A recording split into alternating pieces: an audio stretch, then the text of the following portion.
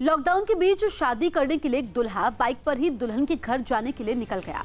मध्य प्रदेश के छतरपुर का रहने वाला दूल्हा बारात और बैंड बाजे के बिना मोटरसाइकिल चलाकर अकेला ही करीब 90 किलोमीटर दूर मध्य प्रदेश के टीकमगढ़ पहुंचा। वहां दोनों की शादी की गई।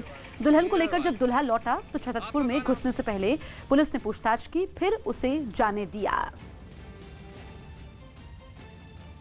जयपुर में सड़क किनारे रहने वाले लोगों के लिए एक सामाजिक संस्था की तरफ से नहाने और खाने का इंतजाम किया गया। देश भर में लॉकडाउन लागू होने की वजह से दिहाड़ी मजदूरों के सामने खाने पीने के साथ कई तरह की समस्याएं खड़ी हो गई, जिसे देखते हुए शहर की एक सामाजिक संस्था उनकी मदद के लिए आगे आई और सड़क किनारे रहने वाले मजदूरों के लिए नहाने का इंतजाम किया।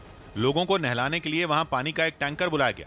पानी के टैंकर के ऊपर एक आदमी खड़ा नजर आया जो पाइप की मदद से लोगों को नहलाता दिखा।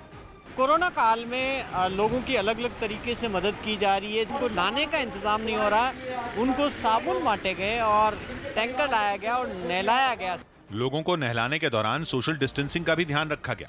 इसके लिए एक फ्लाईओवर के नीचे जमीन पर कई गोले बनाए गए जिसमें बैठकर कई लोग नहाने के लिए अपनी बारी का इंतजार करते दिखे। इससे पहले संस्था का एक आदमी लाउडस्पीकर की मदद से लोगों को नहाने के लिए बुलाता नजर आया। सारे लोग जिनने हफ्तों से महीनों से नहाया नहीं है, उन सभी को लिए साबुन की व्यवस्था है, पानी आ गया है, तो आ जाएं, सारे लोग इकट्ठा हो जाएं।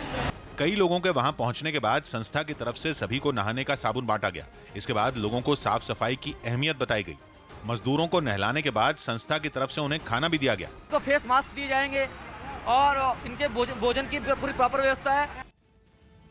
मध्य प्रदेश के इंदौर में एक अस्पताल में कोरोना वायरस के 43 मरीजों के ठीक होने पर उन्हें अनूठी बधाई दी गई।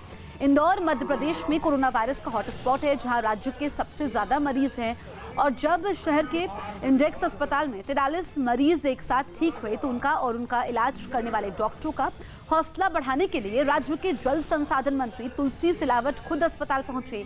अस्पताल परिसर में ठीक हो चुके लोगों को एक दूसरे से कुछ फीट की दूरी पर खड़ा किया गया और उन पर फूल बरसाकर उन्हें विदाई दी गई।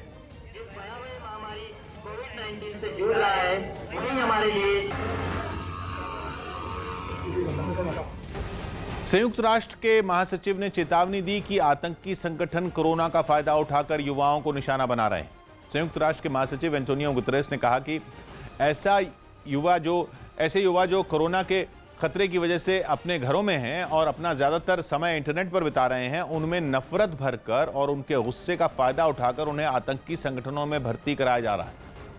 संयुक्त राष्ट्र के महासचिव में हर 5 युवाओं में एक अशिक्षित और एक हिंसा या संघर्ष से प्रभावित था। दावा है कि ऐसे युवा ही आतंकी संगठन का आसानी से निशाना बन रहे हैं, जिसे रोकने के लिए संयुक्त राष्ट्र के महासचिव एंटोनियो गुतेरेस ने दुनिया भर के देशों से युवाओं की प्रतिभा को बाहर लाने और उनके सहयोग को बढ़ाने पर जोर देने की नसीहत दी।